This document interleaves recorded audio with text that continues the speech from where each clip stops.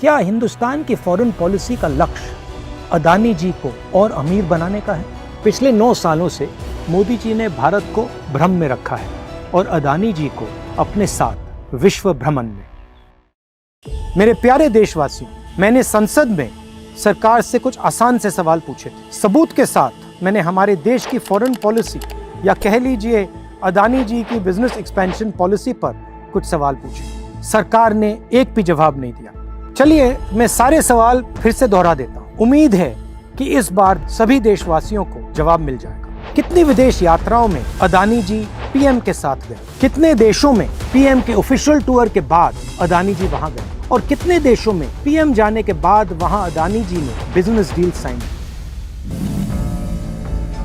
अगस्त 2013 में Queensland Australia के deputy premiere के नेतृत्व में एक डेलीगेशन ने गौतम अडानी के मौजूदगी में नरेंद्र मोदी से मुलाकात की। मई 2014 में अडानी को ऑस्ट्रेलिया में $15.5 बिलियन का कोल और रेल प्रोजेक्ट मिल गया।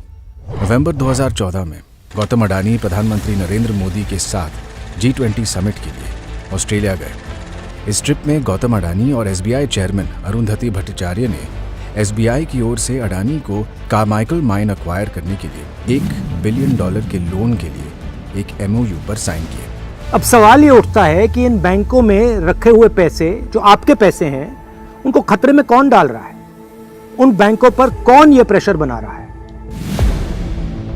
जून 2015 में प्रधानमंत्री मोदी अपने पहले बांग्लादेश दौरे पर गए।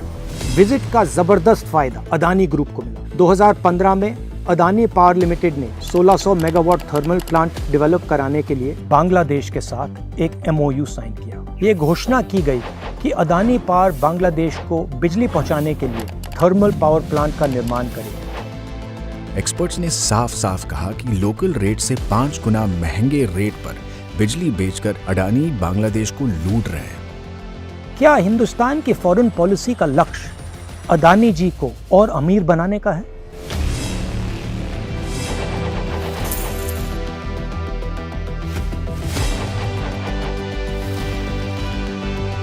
On November 24th, the President summoned me after a meeting and said India's Prime Minister Modi is pressurizing him to hand over the project to the Adani Group. Public hearing शुक्रवार को हुई। संसद में इलेक्ट्रिसिटी एक्ट 1989 में संशोधन पास करने के ठीक एक दिन बाद इस संशोधन के जरिए कॉम्पिटिटिव बिडिंग का नियम ही खत्म कर दिया गया। मुख्य विपक्ष का दावा है कि संशोधन सिर्फ इसीलिए किया गया ताकि अडानी की अवैध डील वैध घोषित हो जाए। और फिर वही हुआ जो हर बार होता है, श्रीलंका के इस ऑफिसर को इस्तीफा देना पड़ा। क्या ये बात सही है कि पीएमओ ने अदानी ग्रुप के फायदे के लिए पड़ोसी देशों को कॉन्ट्रैक्ट देने के लिए मजबूर किया? मार्च 2016 में अडानी ने अनमैन्ड एयरक्राफ्ट सिस्टम्स की फील्ड में इजरायल की कंपनी एल्बिट आई स्टार और एक भारतीय company alpha design technologies private limited के साथ स्टेटमेंट ऑफ इंटेंट करार किया। इस करार का ऐसा जादू चला कि एल्बिट सिस्टम्स को भारत के रक्षा मंत्रालय ने Mi-17 हेलीकॉप्टरों को मेंटेन और अपग्रेड करने के लिए $110 मिलियन का ठेका दे डाला। 2017 में पीएम मोदी इजरायल गए।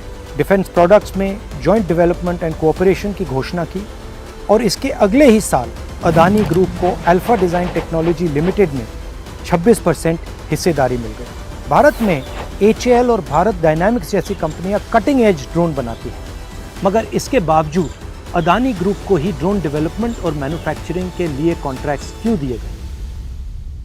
सवाल अब भी वही है, क्या ये भारत की फॉरेन पॉलिसी है या अडानी के बिजनेस को दुनिया भर में बढ़ाने की पॉलिसी है?